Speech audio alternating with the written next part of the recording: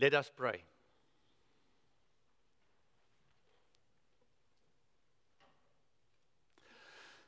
It is easy for us to communicate, to call in the house, to ask for something, to say something.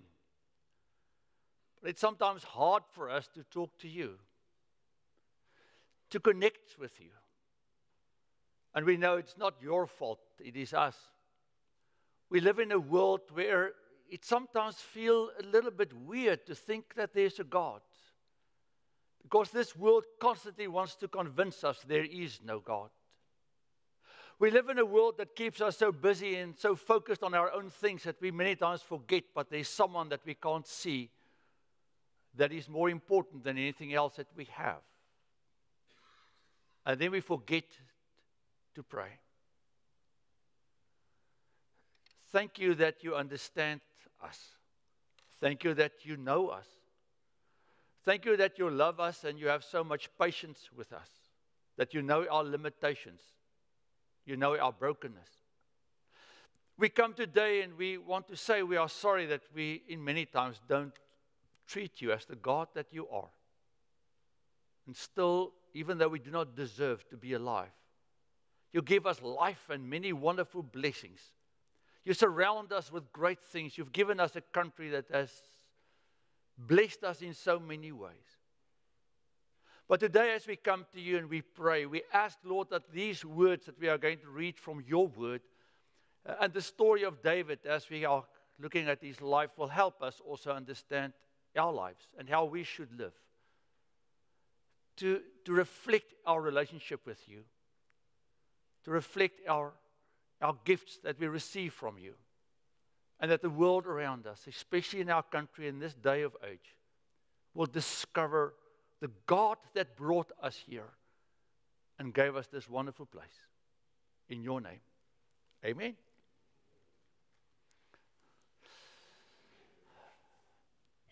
So this is our expectation of life a little bit. If I can only grow up, I think my life will be like this, most kids will say. If I can only have my driver's license, then my life will be just awesome. If I can only get off to college, oh, it'll be just magnificent. If I can just land that awesome job, my life is just going to be wonderful and marvelous. If I can get married, have children, buy this big house, have a great car, then my life is going to be, just great. That's how we live. With this expectation that things are going to be just wonderful and great. But we know the reality, it's sometimes very much different. We know that life really challenges us in many different ways, and it's sort of a struggle. You find yourself sort of crawling sometimes through the desert. That's how many times life feels a little bit. And we know one of the reasons why life is so hard and painful and full of challenges are because of people. Not always the things that happens to us, but what people do to us. And at a very young age, I think lots of us discovered that people can be extremely mean, hurtful, and painful in the way that they interact with us. And that drives us then many times into this wilderness, into this dry part of our lives where we really struggle with ourselves. We struggle with our purpose, we struggle with God, we struggle with religion, because people said this, did this, or whatever happened that caused this pain and hurt in your life, or then also in mine. We are looking at the life of David. This unlikely hero, this little boy that was running around taking care of sheep, and then suddenly his story almost exploded into the Bible, where we discover all kinds of events that happened with him. Today we are going to look at David's wilderness. That's actually where he was hanging out. David had to go to this place because he was completely isolated. At that point he was not doing that well in many different ways. And the reason for this was because Saul was relentless in hunting him down. David found his dark place. David found his wilderness again because of the actions of someone else in his life.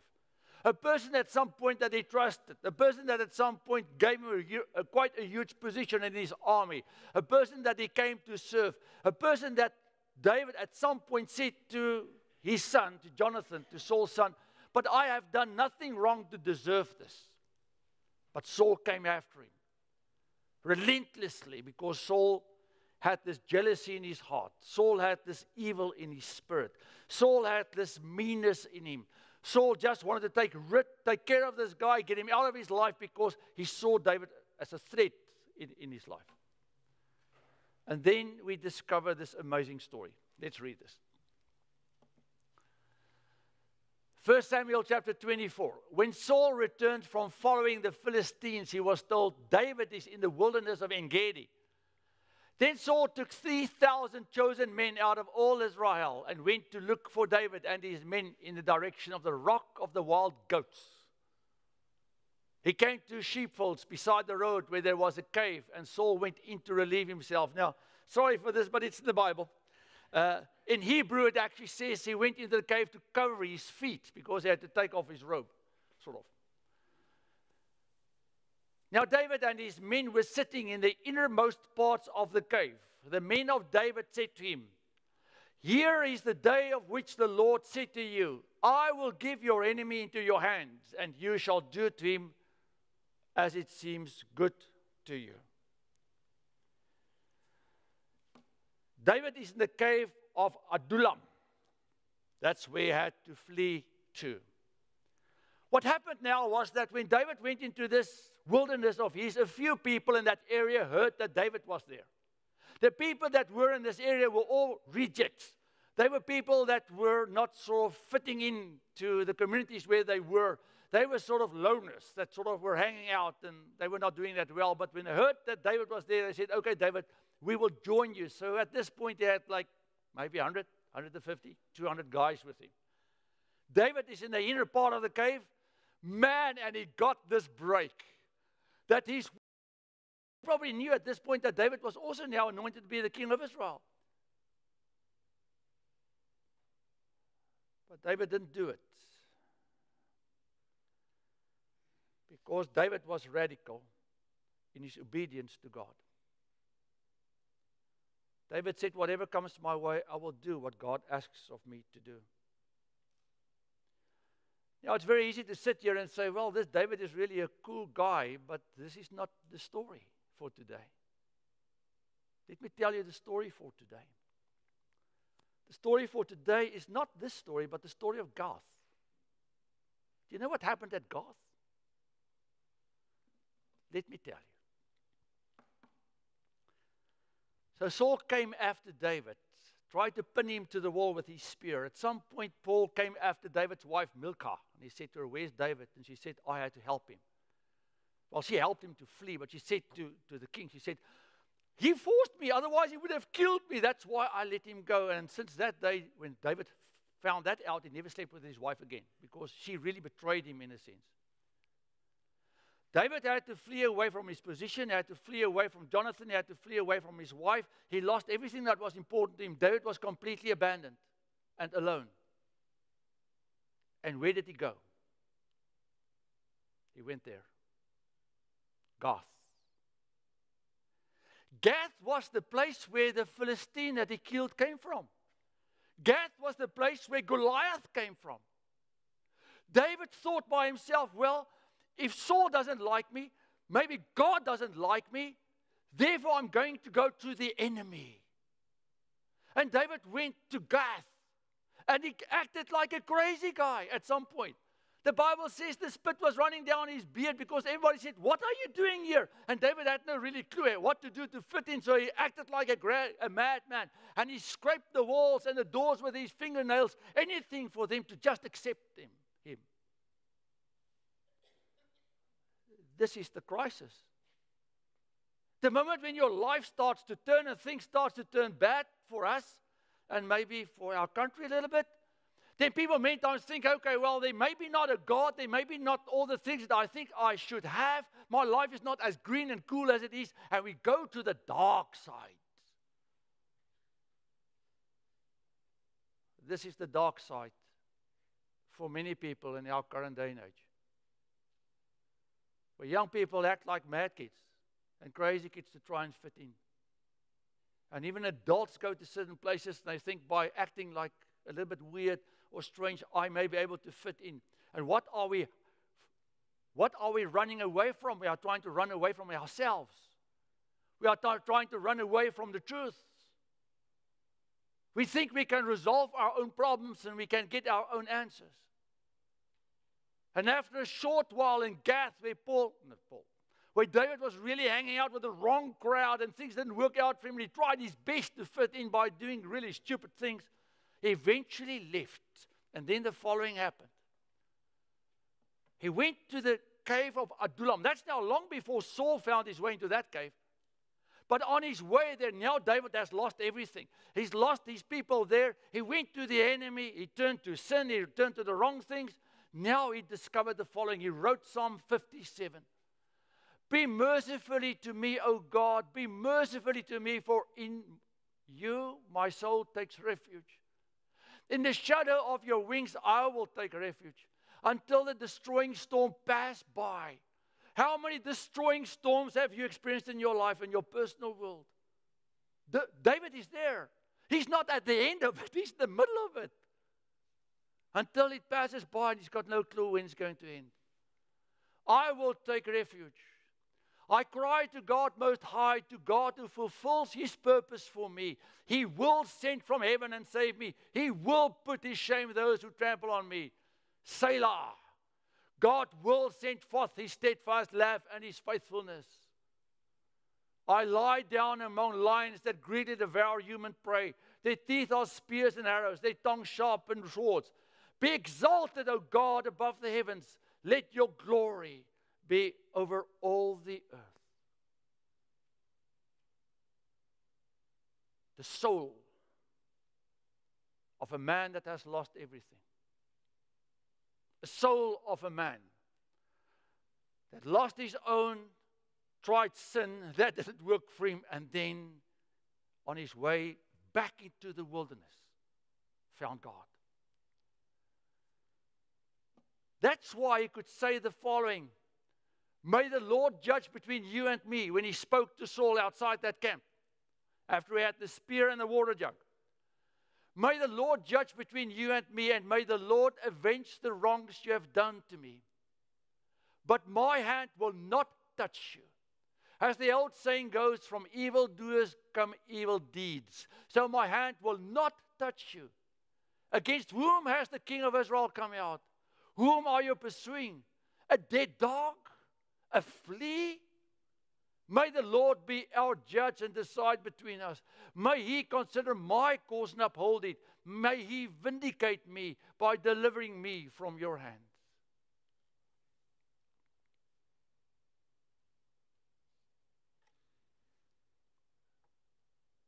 So who is your God? Who is my God? Is my God this distant figure that I think is not involved in my life?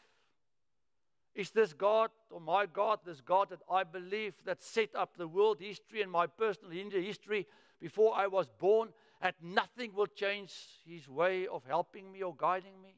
So my prayers are in a sense stupid, because God has already decided. Who is your God? Who's my God?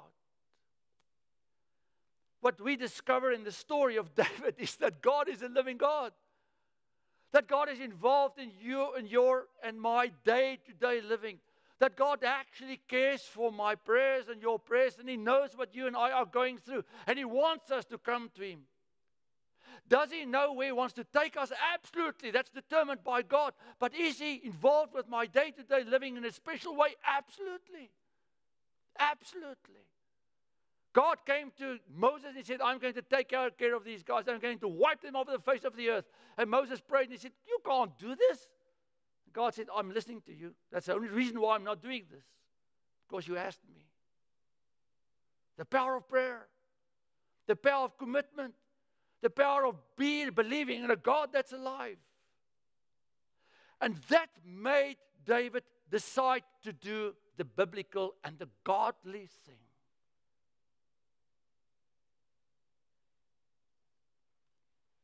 My final slide, I'm actually done. Yeah, it's very early.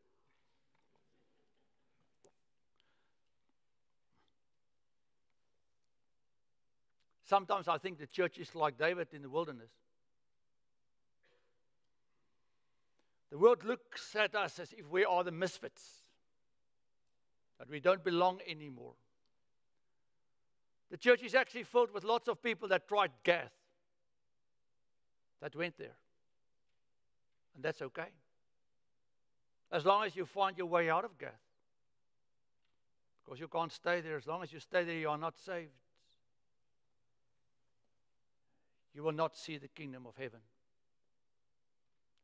The church is many times the story, maybe your life story and mine's the same, but the church story is many times the same as David's. We find ourselves in the wilderness, being persecuted severely. In 1776, the independence from Britain was declared by our people in this country. We are 240 years old as an independent nation. Those guys prayed and they asked God to deliver them from the British. Those guys prayed and they asked the Lord to bless this country, as the songs that we heard today.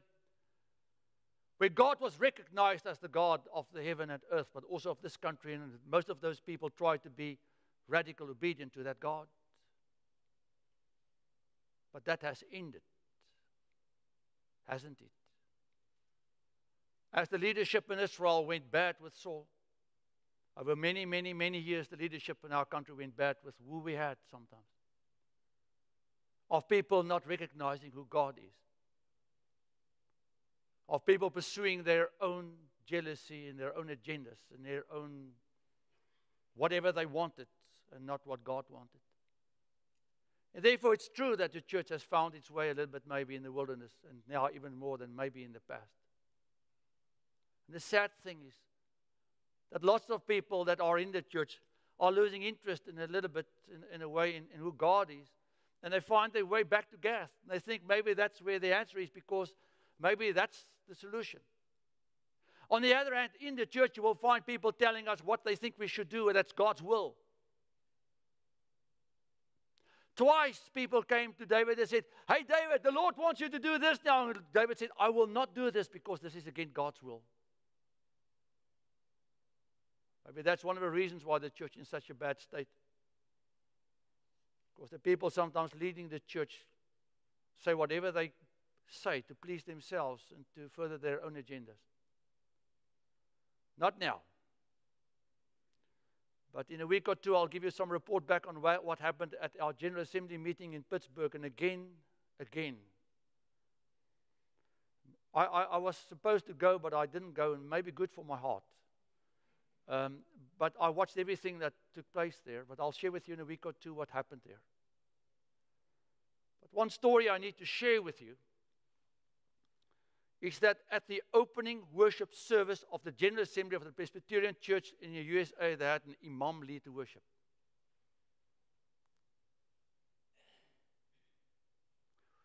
Who prayed the Muslim prayer for the people in that assembly to find their right path. That's to Allah through Muhammad. And he quoted the Quran more than he quoted the scripture. And 36 out of 500 people complained about the worship service.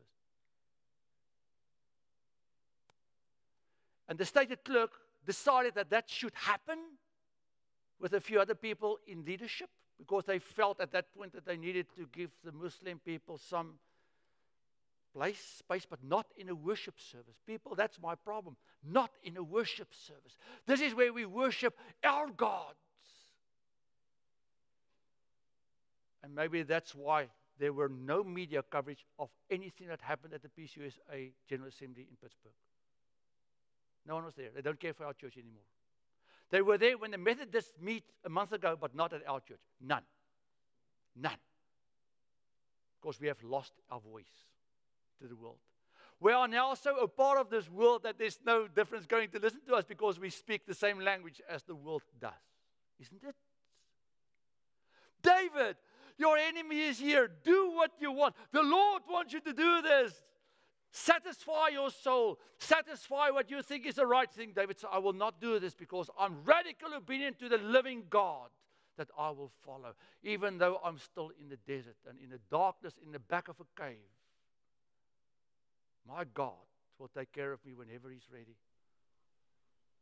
So I want you to know today that even though we sometimes feel we are in the wilderness, even sometimes you feel that you are in this valley of darkness, even sometimes if you feel you need to go back to gas, don't go. We've got a living God. And go and read Psalm 57 that cares for you and loves you and will lead you through it as he did with David. And he said to Saul, Saul, I do not need to take care of you. God will. And God did. You and I don't need to vengeance what's in our hearts. You and I don't need to carry this grudge. You and I don't need to fight all these horrible earthly battles. We can stand up for the truth, but don't carry this thing in your heart.